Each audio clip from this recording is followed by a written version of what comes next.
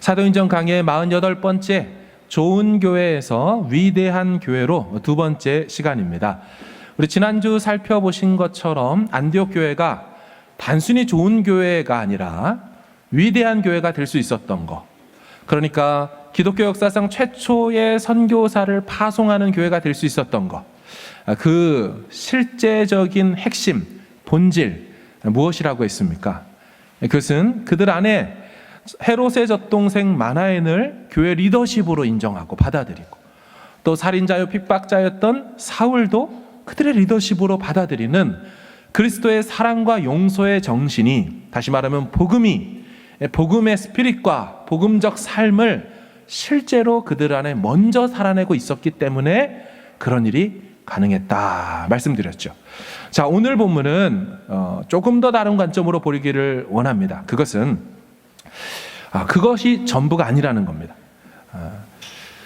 이 안디옥 교회가 좋은 교회에서 위대한 교회로 갈 수 있었던 또 하나의 살펴봐야 될 것이 있다는 거죠. 자, 그것을 나누기 전에 먼저 질문을 드립니다. 여러분, 이 선교사 파송을 누가 하자고 했습니까? 이 선교사 파송을 누가 하자고 했습니까? 자, 오늘 본문 2절로 한번 같이 읽어보겠습니다. 시작. 주를 섬겨 금식할 때에 성령이 이르시되 내가 불러 시키는 일을 위하여 바나바와 사울을 따로 세우라 하시니. 아멘. 자, 본문을 잘 보시면 안디옥 교회나 교회 사람들이 선교사 파송하자고 한 게 아니라는 걸 알 수가 있습니다. 자, 누가 하라고 하셨습니까? 성령이시죠. 성령이 이르시되. 자, 그런 반면에 그럼 그들은 무엇하고 있었습니까? 그들이 뭐 하고 있을 때 성령께서 말씀하셨습니까? 다시 좀 보여주세요. 주를 섬겨 금식하고 있을 때 성령의 음성이 들려온 것입니다. 굉장히 중요한 포인트입니다. 여러분, 우리는 이 순서를 바꿀 때가 있습니다. 선교사 파송해야겠다, 이런 일 해봐야겠다, 사람의 생각과 사람의 어떤 프로젝트를 세울 때가 있죠. 아닙니다. 오늘 본문을 보니까 성도들은 성도와 교회의 본질인 주를 섬기고 주께 금식하는 일을 했고요. 그러자 성령의 음성이 들리고 하늘의 비전과 사명이 그 교회에 그 다음에 부음받고 허락되었다라는 것입니다. 지금 저 말씀에 주를 섬기다, 무슨 뜻일까요? 헬라어 레이투르게오라는 이 단어는 이제 구약 성경인데 헬라어로 기록된 구약 성경이 있습니다. 우리 신약이 헬라어로 기록되어 있는 것처럼 구약도 헬라어로 기록된 게 있는데 그걸 70인경이라고 말을 하죠. 그럼 레이투르게오가 어떤 단어로 쓰이냐면, 제사장들이 성전에서 제사를 집전할 때 그때 이 단어가 쓰입니다. 신약으로 가지고 온다면 주를 위해 일하다, 사역하다, 혹은 예배하다로 쓰이죠. 자, 번역을 좀 바꿔서 보겠습니다. 우리 바른 성경을 좀 보여주실까요? 오늘 같은 본문이 어떻게 번역됩니까? 그들이 주께 예배하며 금식할 때에 그들을 불러 따로 세워라, 이렇게 말했죠. 자, 새 번역도 한번 보세요. 그들이 주님께 예배하며 금식하고 있을 때. 자, 우리말 그들이 주께 예배드리며 금식하고 있을 때 성령께서 말씀이 들려오죠. 자, 공동 번역. 그들이 단식을 하며 주님께 예배드리고 있을 때. 자, 영어 성경도 한번 세 종을 보겠습니다. NIV, ESV, NRSV를 보면 거기서도 while they were worshiping the Lord and fasting, the Holy Spirit said. 그러니까 하나님께서, 성령이 언제 말씀을 하시느냐? 그들이 모여서 예배와 기도하고 있을 때. 성경 본문은 금식이라고 되어 있지만 성경은 금식과 기도를 따로 취급하지 않습니다. 단순히 먹지 않고만 있는 게 아니죠. 음식을 끊고 기도에 전무하는 것으로 연결되거든요. 그래서 무슨 말입니까? 교회가 예배하며 또한 기도에 힘쓰자 그때 하늘로부터 비전이 온다는 거예요. 그때 하나님이 사명을 주신다는 거예요. 그런 교회에 하나님이 성령의 음성을 허락하시더라는 것입니다. 사랑하는 여러분, 우리가 집중해야 할 것이 무엇일까요? 물론 선교 준비 중요하고 여러 교회 사역들 다 중요합니다. 하지만 예배가 무너져 있고 기도가 무너져 있는 교회에 하나님 그 일을 맡기실까요? 기본이 안 되고 있는 교회가 그 일을 한다면 그 일을 잘 해내겠습니까? 누구 음성을 들을 수 있어야 되는데 그 음성 듣는 자리에서 어긋난 교회와 어긋난 개인이 과연 주님이 시키시는 그 일을 감당해낼 수 있겠느냐라는 것입니다. 저는 이런 관점에서 우리 자녀를 둔 부모님들에게 저를 포함해서 좀 권면하고 싶은 게 있습니다.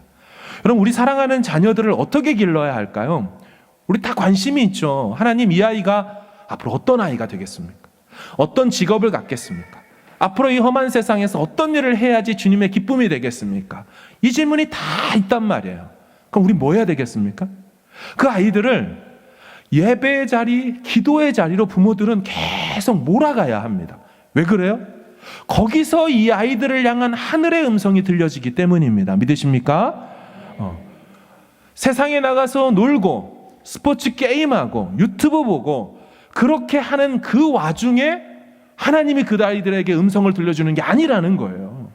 그게 필요 없다는 게 아닙니다. 중요한 것, 정말 하늘의 음성을 듣고 싶다면 성령이 이 아이를 향한 시대적 사명, 하나님께서 이 아이에게 1달란트의 사명을 줄지 5달란트의 사명을 줄지 우리는 모르지만 그 은사와 분량에 맞게 분명히 사명을 맡겨주실 텐데, 이 땅에 태어나게 하신 목적과 그 목적에 합한 일들을 허락하실 텐데, 밖에서 계속 뛰어다니고 있고 친구들만 만나고 있고 엉뚱한 거 보고 있는 그 채로 부모들이 계속 둔다? 이 아이는 도대체 언제 하나님의 음성 듣습니까? 부모가 알려줄 겁니까? 우리가 살았던 20, 30년 전에 그 세상을 생각하며 지금 시대에 앞으로 어떻게 될지도 모르는 20년 뒤의 이야기를 우리가 한다고요? 큰일 날 소리입니다. 사랑하는 여러분, 사명은 예배와 기도 자리에 있을 때 하늘에서 주어지는 줄로 믿습니다. 성령의 음성, 성경의 원저자 되신 성경 말씀을 통하여 직접 자신이 받고 들어야지 그게 흔들림 없는 비전이 되고 결코 굴복되지 않고 끝까지 해내고 마는 그런 사명자로 그 사람을, 인생을 세워갈 수 있는 말씀이 되는 것이지요. 사랑하는 여러분, 출발을 어디서부터 해야 되느냐? 이게 중요하다라는 것입니다. 여러분, 안디옥 교회는요, 자신들이 선교사 파송하겠다는 생각을 해본 적이 없습니다. 야, 지금 생각해보니까 얼리처치 시대구나. 초기 기독교 시대고, 지금 딱 보아하니 저 소아시아와 유럽과 마게도냐와 스페인까지 복음 전해야 될 상황인 것처럼 우리가 판단이 되도다. 여러분, 이렇게 한 적이 없어요. 그거는 성령께서 시대의 흐름을 읽으시고요, 성령께서 알아서 새 역사를 만들어 가시는 것이기 때문에 우리는 뭐 해야 됩니까? 교회는 뭐 해야 됩니까? 오로지 모여서 세속 역사 속에, 또한 세상 속에, 여러분, 안디옥이 로마의 3대 도시 중에 3번째 도시라 그랬죠. 황제가 다스리는 그 땅에서도 우리는 구별되이 하나님 앞에 예배하리라, 우리는 이 땅을 놓고 하나님 앞에 기도하리라 할 때 하나님 눈에 합격점이 되자 많은 교회들이 있을 수 있지만 그 교회를 택하여 그 사명을 주시더라는 것. 사랑하는 여러분, 이게 하나님께 사명받는 원리요 비결인 줄 믿으시기를 바랍니다. 여러분, 제가 전에 사역을 한국에서 할 때 교회에서 이런 세미나를 열더라고요. 한참 여러 사람들을 이제 불러가지고 이제 4차 산업혁명 시대가 되었습니다. 이제 인공지능 AI가 나타날 것입니다. 이런 시대 가운데 우리 아이들은 어떤 직업을 가져야 하겠습니까? 앞으로 이 아이들이 살아갈 세상은 어떻게 되겠습니까? 이러면서 그 교회에서 부모님들과 아이들을 모아놓고 그런 얘기를 하는데 제가 보면서, 이게 과연 교회가 해야 될 일일까? 필요 없다라는 게 아닙니다. 그런 분석과 그런 그 전망이 의미 없다라는 게 아니에요. 교회 고등부 애들은 고3 되면 교회를 안 나오고 학원 가고, 그래서 11시 예배를 못 드려요. 학원 가니까. 그래서 11시 예배 해야 애들이 좀 자고 와서 예배할 수 있지만 학원에 빼앗기니까 9시 예배를 만들었단 말이에요. 그러니까 그 9시 예배는 피곤하다고 애들이 안 나온 적. 이런 기본적인 예배, 금요 기도회에 부모와 자녀들이 함께 나와서 뜨겁게 부르짖고 하나님 주의 뜻 이루어 주옵소서 우리 가정과 자녀를 향해. 이게 사라지고 무너졌는데 4차 산업혁명이 어떻고 AI가 어떻고 앞으로 뭐 IT 계열이 어떻고 무슨 의미예요? 무슨 의미? 그렇게 해서 그걸 들어간들 자기 적성에 맞고 하나님 쓰시겠냐고요. 보면서 뭔가가 잘못되고 순서가 바뀌었구나. 여러분 정말 전 세계 판도 하나님 나라가 어떻게 움직여가는 것인지 지금 2000년이 지나 우리는 보지만 그 놀라운 복음의 역사의 행로를 지금 이렇게 출발하고 있는 바나바와 사울, 그리고 1차, 2차, 3차와 4차와 로마 선교, 그 모든 흐름을 성령께서 주도해 가면서 역사를 만들지 않습니까? 그거를 교회 사람들이 머리 모아가지고 했냐는 거예요. 아니라는 것입니다. 아니라는 것입니다. 교회는 모이면 예배하고 기도에 전념할 때 성령께서 그 비전을, 그 사명을 그 교회에 맡기시는 것입니다. 사랑하는 여러분, 우리가 무엇에 힘써야 될까요? 우리 아이들을 어느 자리, 어느 위치에 먼저 앉혀놔야 될까요? 여러분, 이게 얼마나 중요한 일입니까? 근데 오해하지 마십시오. 우리가 살아가면서 그런 강의나 세미나가 필요 없다라는 게 아니에요. 세상 알아야 합니다. 세상 흐름 파악해야 합니다. 우린 세상에 비치고 세상의 소금 아닙니까? 불교의 영성처럼 절에 들어가서 산속에서 독야청청하는 게 우리 스피릿 아니죠. 우린 세상 속에서 주의 사명 감당해야 돼요. 그래서 세상 속에 있어야 하지만 그렇다고 우리의 연구의 대상이 세상이 되어야 되겠냐고요. 아니죠. 하나님 그분의 성품과 그분의 마음과 그분 앞에 전심을 다하는 예배와 기도 속에 그 가운데서 주시는 성령의 음성을 받고 사명을 받는 그 개인과 그 교회를 통하여 하나님은 새 시대 새 역사를 열어가시게 되는 줄로 믿습니다. 사랑하는 여러분, 우리 누가복음 1장 8에서 11절을 좀 한번 읽어보겠습니다. 시작. 마침 사가랴가 차례대로 하나님 앞에서 제사장의 직무를 행할세 제사장의 전례를 따라 제비를 뽑아 주의 성전에 들어가 분향하고 모든 백성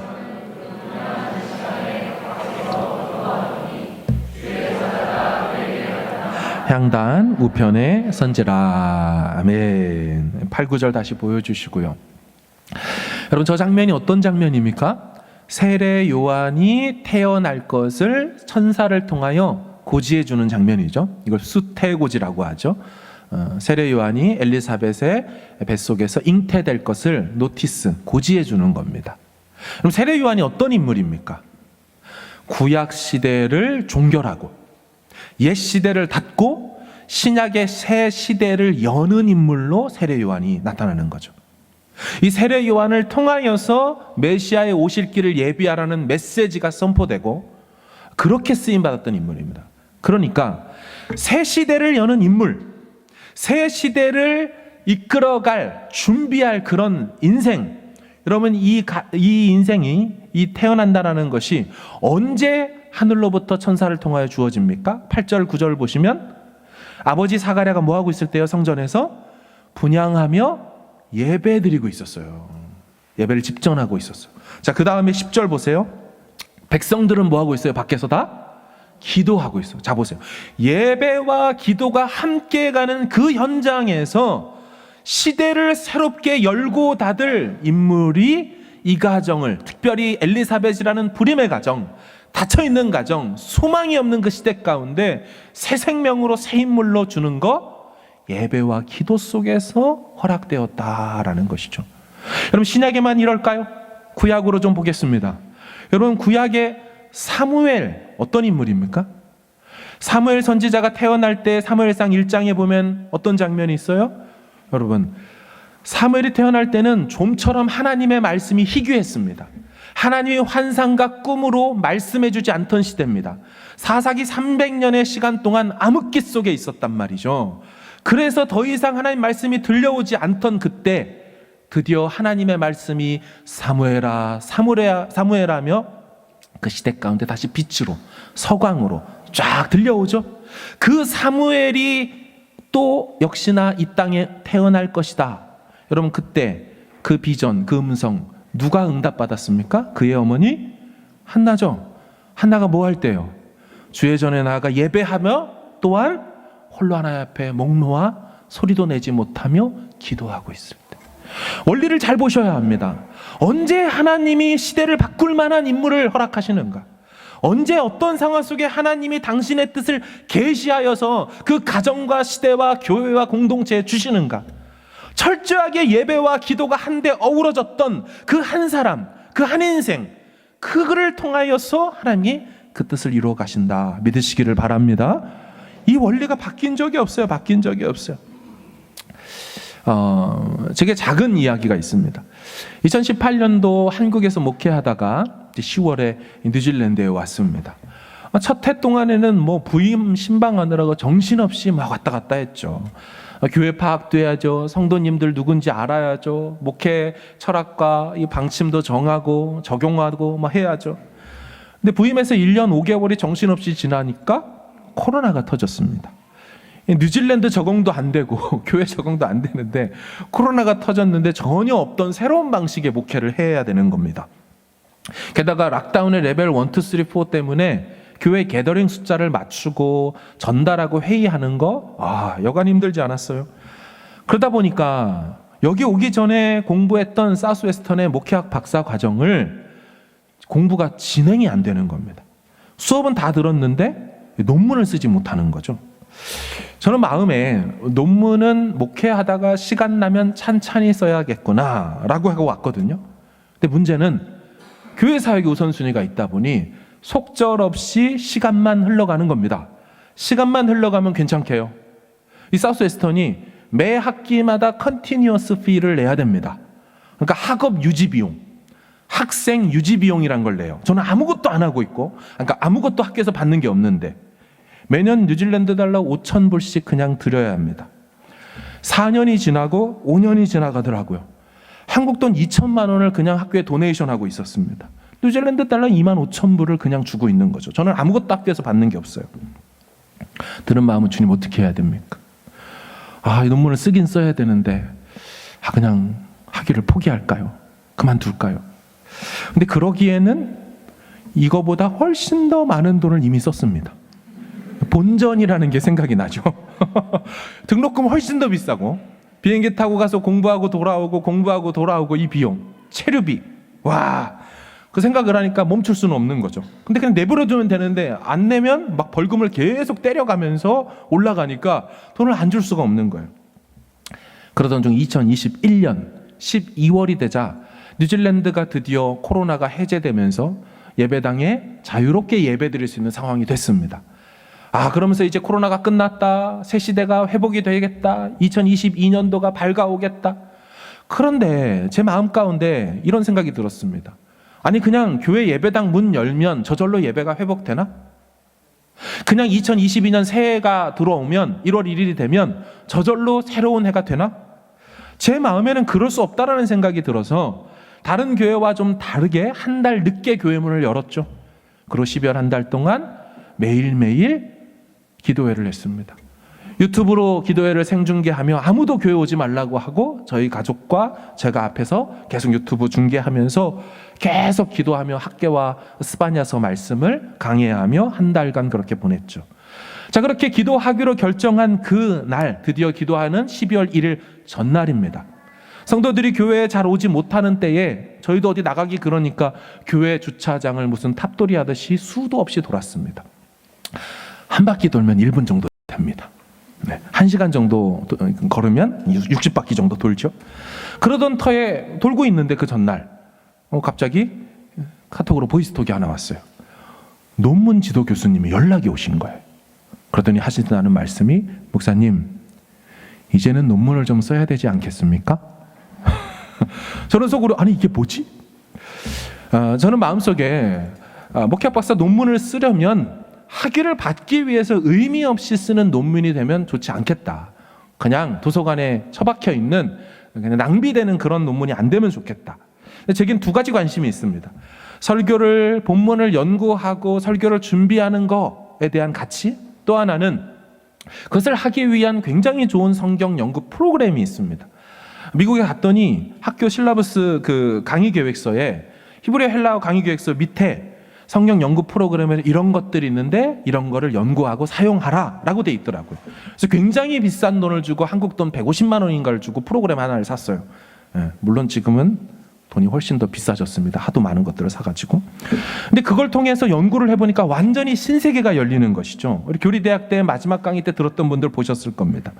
그래서 저는 설교 연구, 성경 연구하는 거랑 설교 준비랑 이 로고스라는 성경 연구 프로그램을 같이 연동하면 좋겠다라고 하는데 논문 지도 교수님 목사님은 로고스를 잘 다루시니 그 로고스를 가지고 우리 사우스웨스턴에 설교하긴 바로 본문이 이끄는 설교를 어떻게 이거 가지고 준비할 수 있는지에 대한 실제적인 12가지 방법론에 대하여서 논문을 쓰면 어떻겠습니까?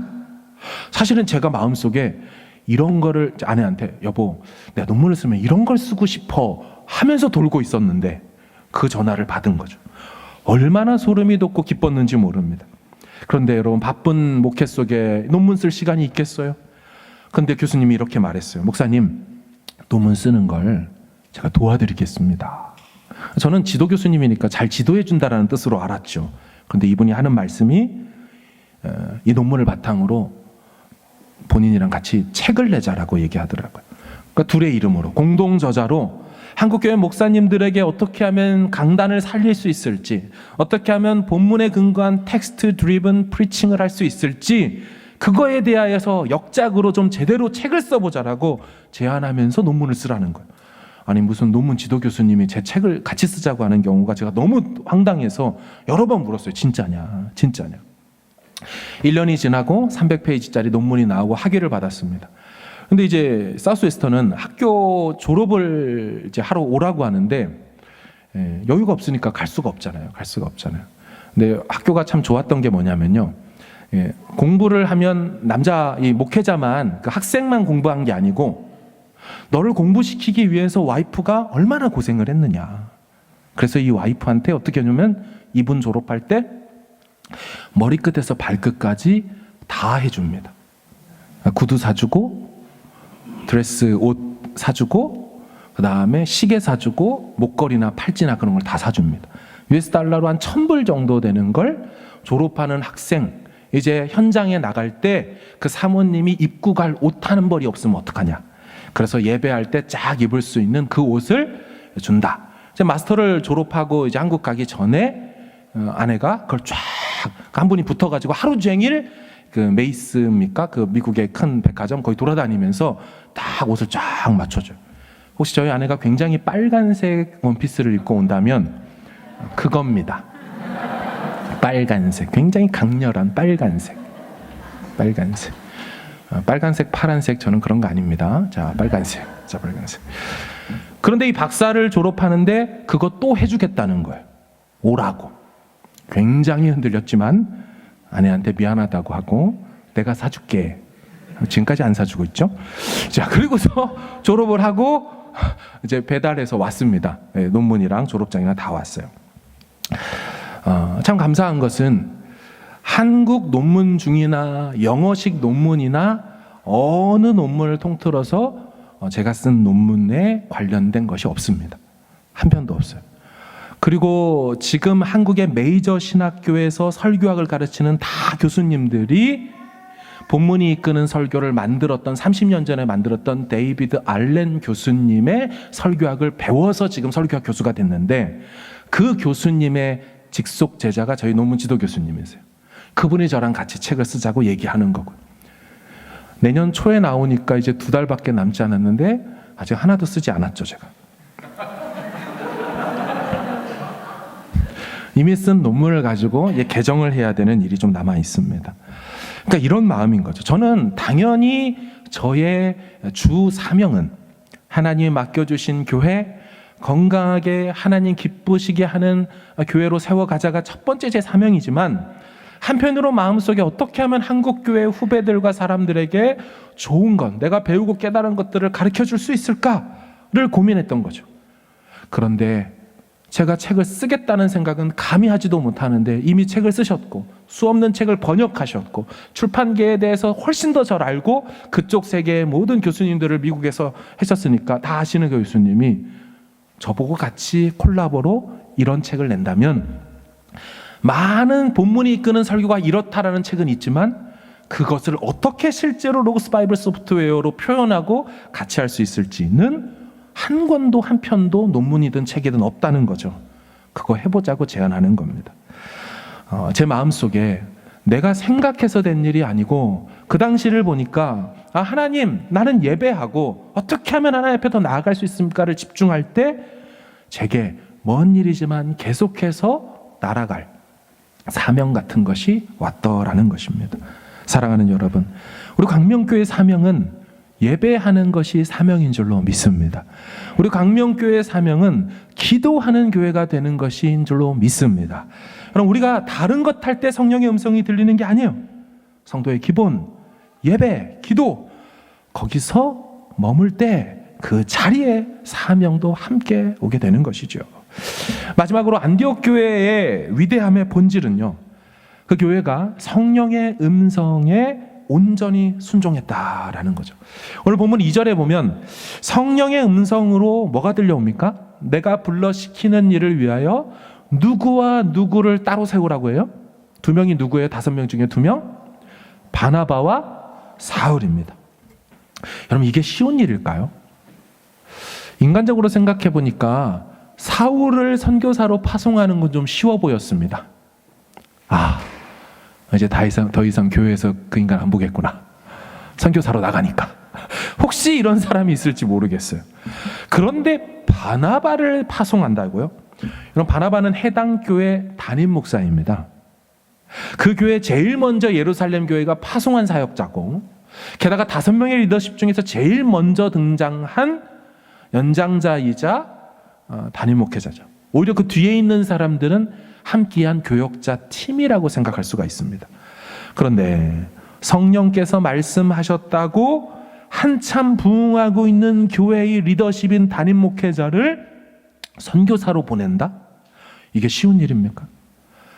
교회가 흔들릴 수가 있죠. 게다가 그들 내부에서는 과연 성령께서 이 음성을 주신 것이 맞냐라며 옥신각신하며 그 뜻의, 그 음성의 진위 여부를 따지는 일들이 생길 수 있죠. 혼란이 일어날 수 있죠. 그런데 이들이 이 음성을 받고서 뭐 합니까? 3절을 같이 읽어보겠습니다. 시작. 이에 금식하며 기도하고 두 사람에게 안수하여 보내니라. 아멘. 성령의 음성을 들려주면서 보내라 했더니 이들이 뭐예요? 또 금식하고 기도합니다. 첫 번째, 이 음성이 성령의 음성이 맞는지를 그들이 확인하는 기도의 시간을 갖죠. 두 번째, 이 성령의 음성에 온 교회가 분열과 나님 없이 한마음 되어 순종하는 기도의 시간을 갖죠. 그리고 나서 그 뜻에 온전히 맡겨 지체함 없이 바나바와 사울을 파송하여 보냅니다. 안디옥 교회의 위대함은 성령의 음성을 온전히 들을 수 있었고, 그리고 그 성령의 음성에 온전히 순종할 수 있었던 교회였다라는 것입니다. 그럼 이게 되지 않는다면 파송한 선교사는 아마 정처 없이 떠나가야 됐을 것입니다.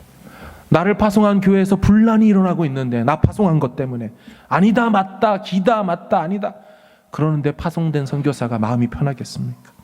사랑하는 여러분, 최초의 기독교 선교사를 파송한 건 현상입니다. 대단한 겁니다. 하지만 그 전에 그 교회의 위대함의 본질은 하나님 앞에 먼저 예배하고 기도하는 일에 전무했고, 그때 들려주신 성령의 음성을 정확히 들을 수 있었고 온전히 한마음 되어서 따를 수 있었다라는 기본적인 순종의 태도, 그 음성을 듣는 태도, 그 기본에 창념된 태도, 거기에서 모든 것이 시작된 줄로 믿습니다. 저도 개인적으로 생각해 보니까요, 내가 어떻게 해서 목회자가 될 생각을 했을까? 제 주변에 누가 저한테 와가지고 자네 하나님 나라를 위해서 한번 힘써보지 않겠나?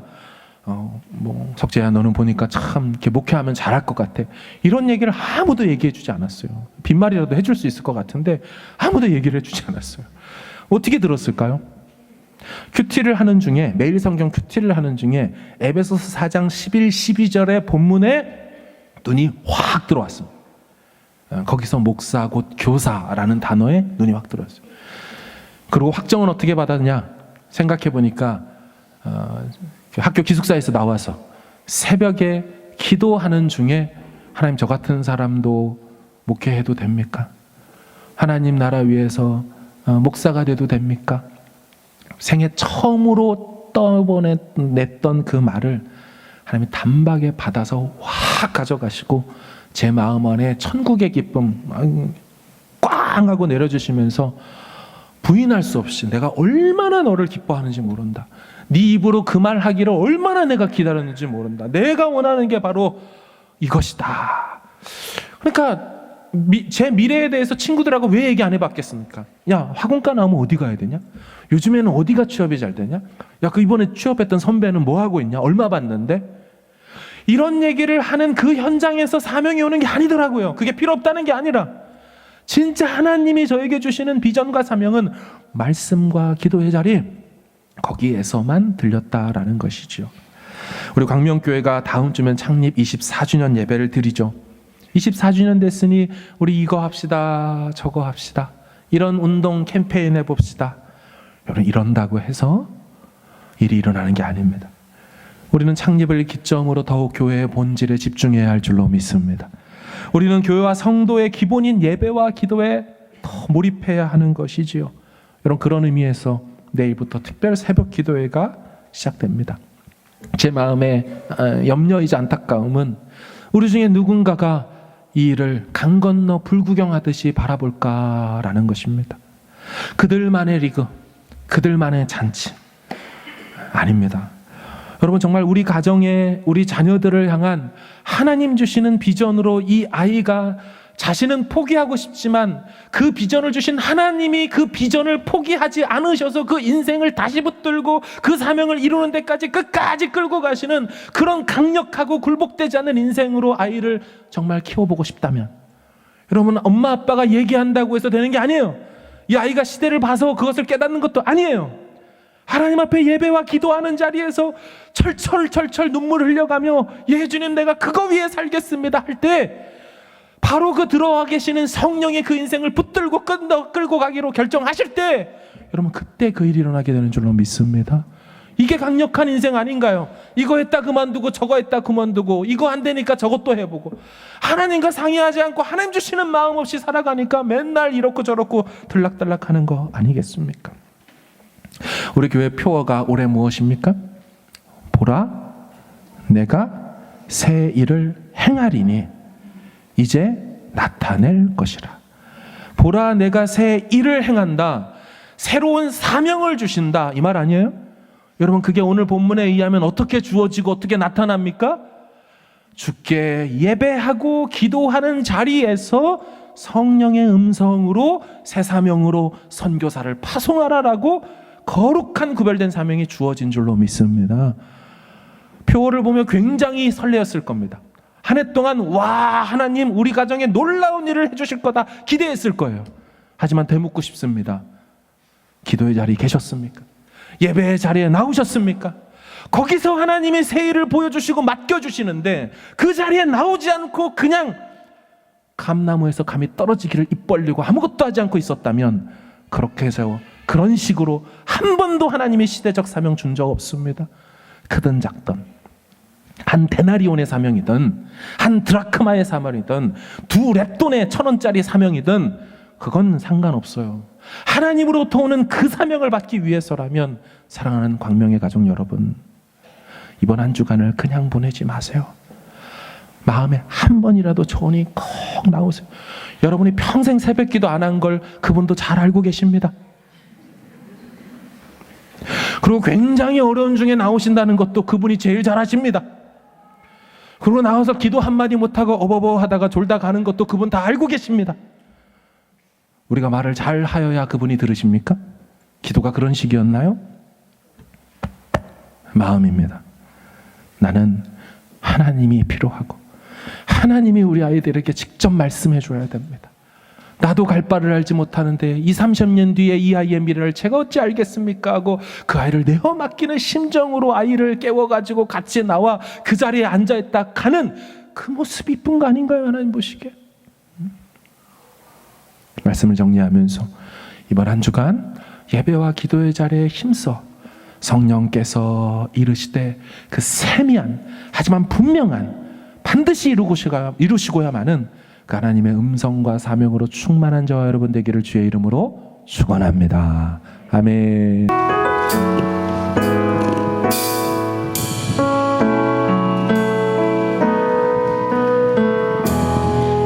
따스한 성령님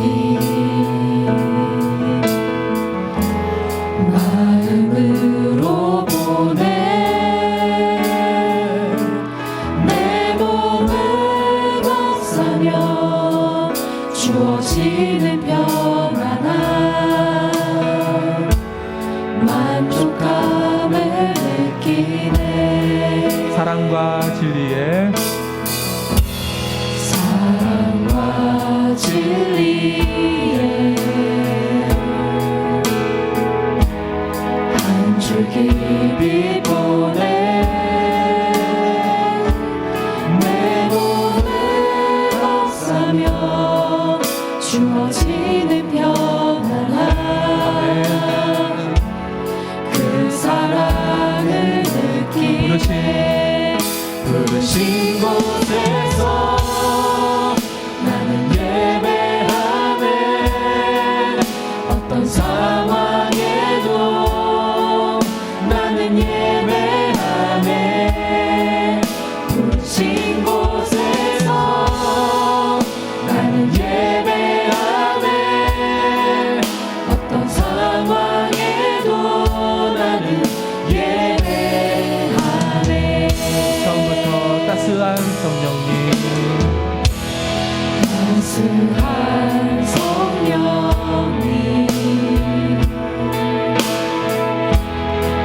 마음으로 보내 내 몸을 감싸며 주어지는 평안함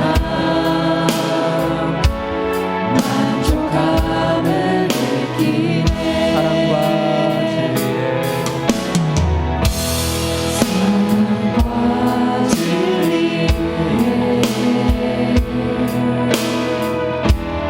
한 줄기 빛 보내 내 몸을 감싸며 주어지는 평안함 그 사랑을 느끼네. 부르신 곳에서 부르신 곳에서 나는 예배하네. 어떤 상황에도 나는 예배하네. 부르신 곳에서 나는 예배하네. 어떤 상황에도 나는 예배하네. 내가 걸어갈 때 길이 되고 내가 걸어갈 때 길이 되고 살아갈 때 삶이 되는 이곳에서 예배하네. 내가 걸어갈 때 길이 되고 살아갈 때 삶이 되는 그곳에서 예배하네. 부르신 곳에서 나는 예배하네. 어떤 상황에도 나는 예배하네. 부르신 곳에서 부르신 곳에서 나는 예배하네. 어떤 상황에도 나는 마지막으로 선포합시다. 내가 걸어갈 때 길이 되고 내가 걸어갈 때 길이 아멘. 그렇게 하실 것입니다.